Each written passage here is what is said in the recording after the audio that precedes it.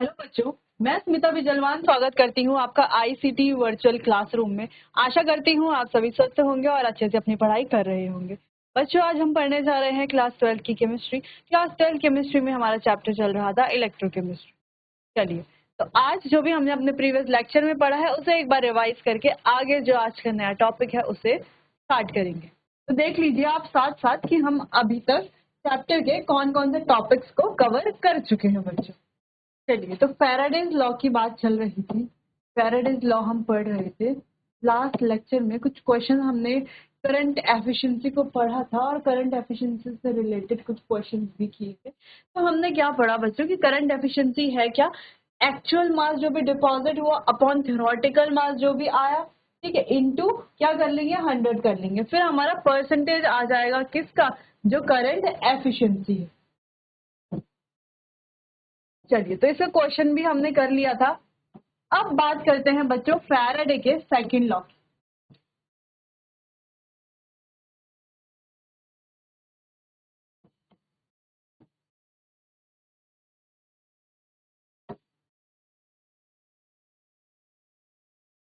चलिए, तो एक थोड़ा सा इंट्रोडक्शन हमने अपने प्रीवियस लेक्चर में देख लिया था कि फैराडेज लॉ है क्या। चलिए, तो अगर हमने बच्चों दो या दो से अधिक सेल्स को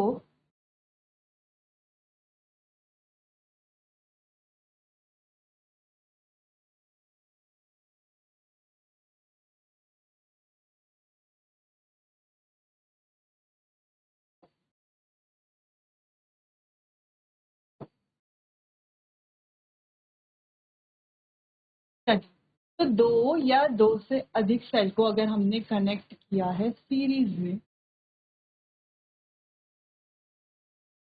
ठीक है, कनेक्ट कर दिया है सीरीज में, यहाँ पर क्या होगा, इलेक्ट्रोलाइटिक सॉल्यूशन होगा। क्या होगा, इलेक्ट्रोलाइटिक सॉल्यूशन होगा। इसको हमने कनेक्ट कर दिया है बैटरी से सीरीज में, तो यहाँ पर जो चार्ज फ्लो होगा, ठीक है, अगर सपोज यहाँ पर जो है करंट हम छोड़ते हैं या हम कह रहे हैं कि क्यू चार्ज फ्लो करता है, तो जो अमाउंट, अगर हम मानते हैं कि अमाउंट ए यहाँ पर डिपॉजिट हो रहा है, यहाँ पर बी डिपॉजिट हो रहा है, यहाँ पर सी डिपॉजिट हो रहा है, तो ये क्या होंगे, तीनों क्या होंगे, सेम होंगे। ठीक है, जो एलिमेंट डिपॉजिट होगा वो क्या होगा, सेम होगा, इक्विवेलेंट होंगे।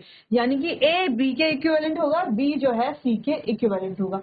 हमने क्या कहा कि अगर दो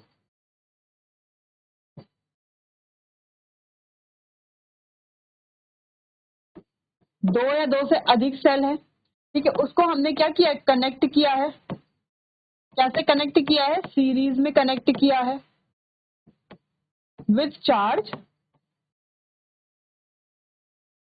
क्यू, ठीक है, then the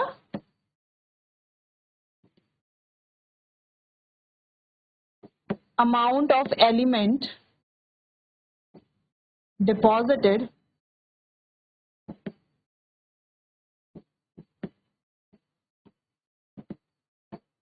will be same, या हम कह सकते हैं equivalence of A is equals to equivalence of B is equals to equivalence of C। ठीक, ए बी और सी क्या होंगे, इक्वल होंगे। ठीक, सिंपली हमने क्या किया, दो या दो से अधिक सेलों को क्या कर लिया, सीरीज में कनेक्ट कर लिया, जिसमें चार्ज क्यू हो रहा, फ्लो हो रहा है। ठीक है, तो अमाउंट ऑफ जो एलिमेंट, सपोज यहाँ पर ए डिपॉजिट हुआ, यहाँ पर बी, यहाँ पर सी डिपॉजिट हुआ है, तो ये तीनों क्या होंगे, बराबर होंगे। कैसे बराबर होंगे, equivalence of A is equals to equivalence of B is equals to equivalence of C. अब इक्विवेलेंट ऑफ ए का फॉर्मूला क्या होता है कि मास ऑफ ए अपॉन इक्विवेलेंट मास, है ना, मास अपॉन इक्विवेलेंट मास, ये फॉर्मूला होता है। ठीक, चलिए, तो पहले आपको ये ड्रॉ कर लेना है। अब हम इसकी डेफिनेशन लिखेंगे।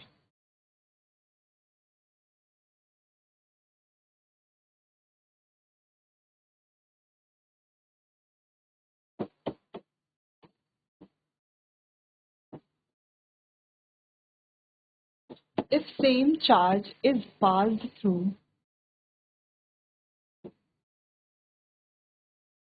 the cells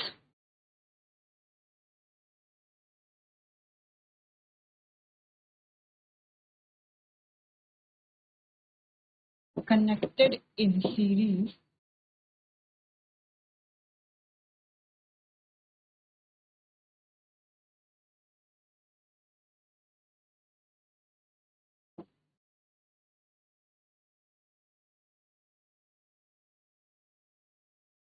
series, then equivalence of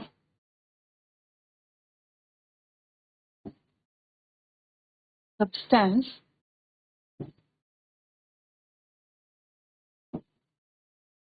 deposited will be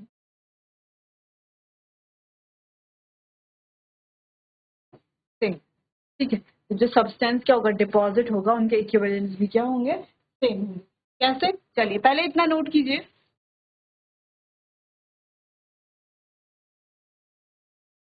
चलिए, तो हम लिख सकते हैं the mass of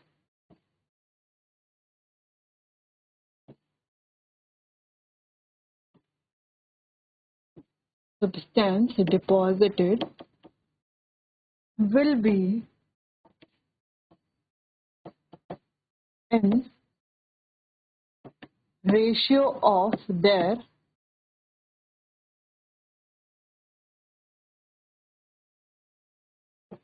equivalent mass। ठीक, इक्विवेलेंट मास की क्या होगा, रेशियो के बराबर। जैसे कि हमने क्या कहा कि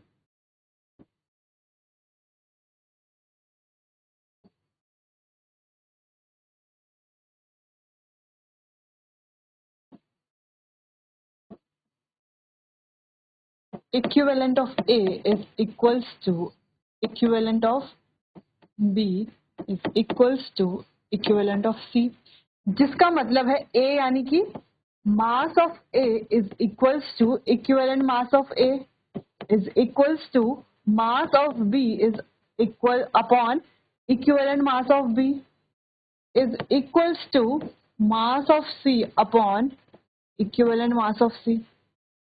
ये इसे कह सकते हैं, यानी कि मतलब क्या है यहाँ पर, mass of A upon equivalent mass of A is equals to mass of B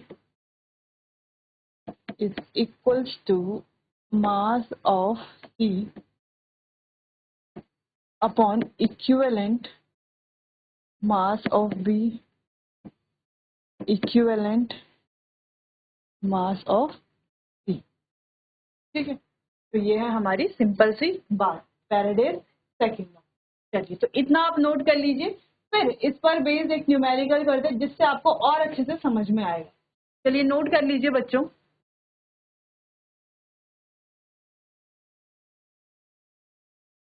चलिए, तो इसका कुछ क्वेश्चन करते हैं। एक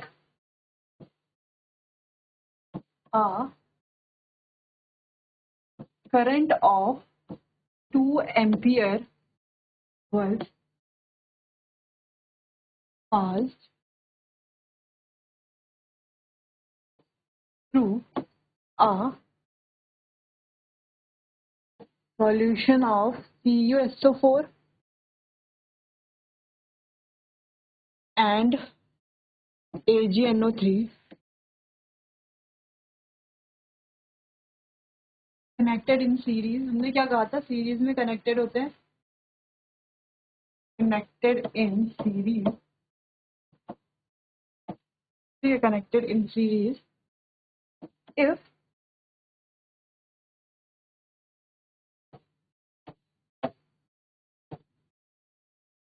0.635 gram of copper deposited, then find the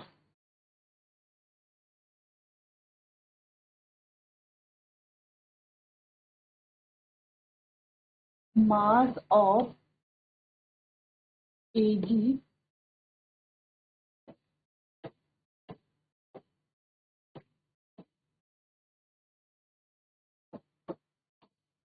deposit. ठीक है, फाइंड क्या करना है, Ag का मास डिपॉजिट कितना हुआ ये फाइंड। हमने कहा करंट 2 एम्पियर है, ठीक है 2 एम्पियर है, और सीरीज में कनेक्टेड है CuSO4 और AgNO3 का सॉल्यूशन है, जिसमें कॉपर का मास दिया हुआ है। कॉपर कितना है, 0.635। ठीक, और Ag कितना डिपॉजिट हुआ है वो हमें निकालना है बच्चों। चलिए, तो नोट कर लीजिए क्वेश्चन को। और फिर इसका सॉल्यूशन खुद से करने की एक बार कोशिश कीजिए। फॉर्मूला हमें पता है, सारी चीजें हमें पता है। फॉर्मूला कौन सा लगाएंगे हम? देखो फॉर्मूला ये वाला, और यहाँ पर सिर्फ दो तीन कनेक्टेड है, लेकिन आगे जो हमने क्वेश्चन दिया है वहां पर दो कनेक्टेड है। ठीक, तो सिर्फ इतना हम यूज करेंगे वहां पर। अब इक्विवेलेंट ऑफ ए क्या होता है? मोलर मास अपॉन क्या कहते हैं हम, जो हमारा एन फैक्टर होता है। ठीक, तो ये हम कैलकुलेट कर लेंगे यहाँ पर क्या होगा और सॉल्व कर लेंगे इजीली। ठीक, चलिए तो एक बार आप खुद से ट्राई कीजिए, फिर यहाँ पर हम इस क्वेश्चन को साथ में करेंगे।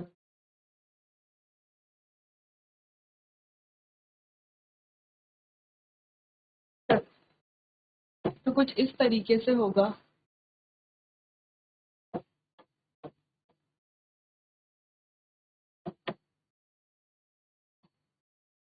कुछ इस तरीके से होगा, ये हमारा CuSO4 AgNO3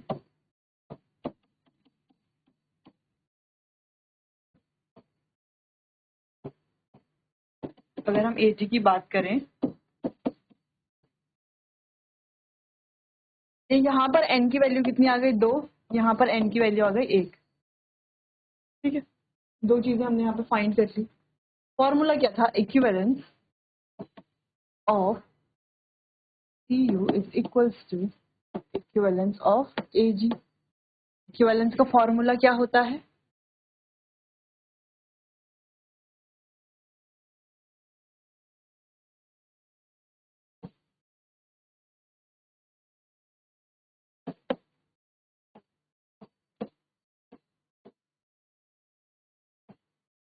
simple, value put कर लेंगे यहाँ पर। तो देखो यहाँ पर मास हमें गिवन है, कितना गिवन है मास? 0.635 ग्राम। चलो तो ये आ गया 0.635 ग्राम। ठीक, इक्विवेलेंट मास, इक्विवेलेंट मास कैसे निकालते हैं? इक्विवेलेंस का फॉर्मूला क्या होता है? Molar mass upon n factor. ठीक है, एनएफ जिसे हम कहते हैं। यहाँ पर कितना है? मोलर मास होता है 63.5 कॉपर का, और ये हो गया 2 इज इक्वल्स टू WAG, यानी कि मास ऑफ Ag तो हमें निकालना है। इक्विवेलेंस इसका मास होता है अराउंड 187 अपॉन 1। सॉल्व कर लीजिए इसको, होता है 108, 137 108 108 अपॉन 1। अच्छा, अब आप इसे सॉल्व कर लीजिए आगे।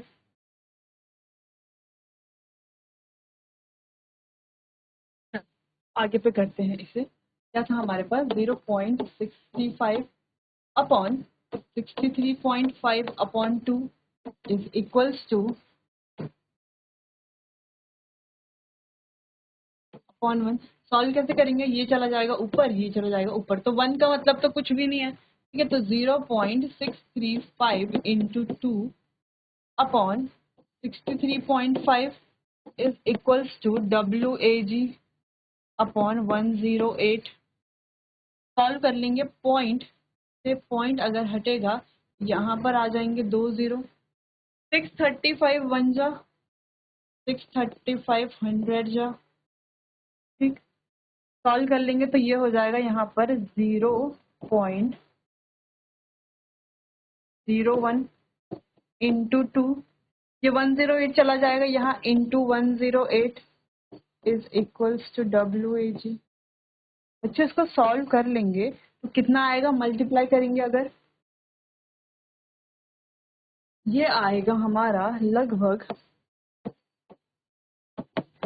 2.16 ग्राम।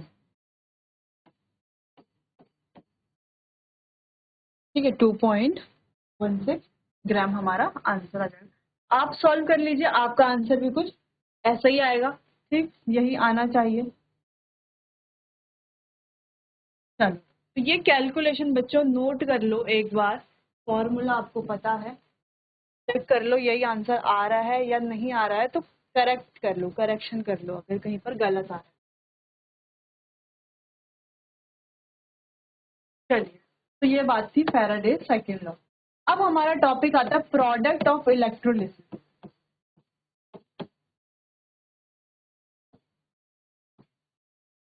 ये भी इम्पोर्टेंट टॉपिक है बच्चों।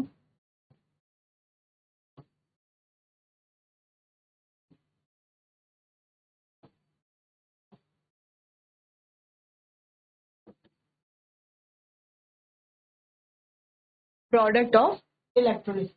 इलेक्ट्रोलिसिस के क्या क्या प्रोडक्ट होते हैं, अभी तक हम काफी सारे प्रोडक्ट तो हम देख चुके हैं। चलिए, तो यहाँ पर 2-3 केस हमें डिस्कस करने हैं, वही हम यहाँ पर पढ़ेंगे। तो पहला केस है हमारा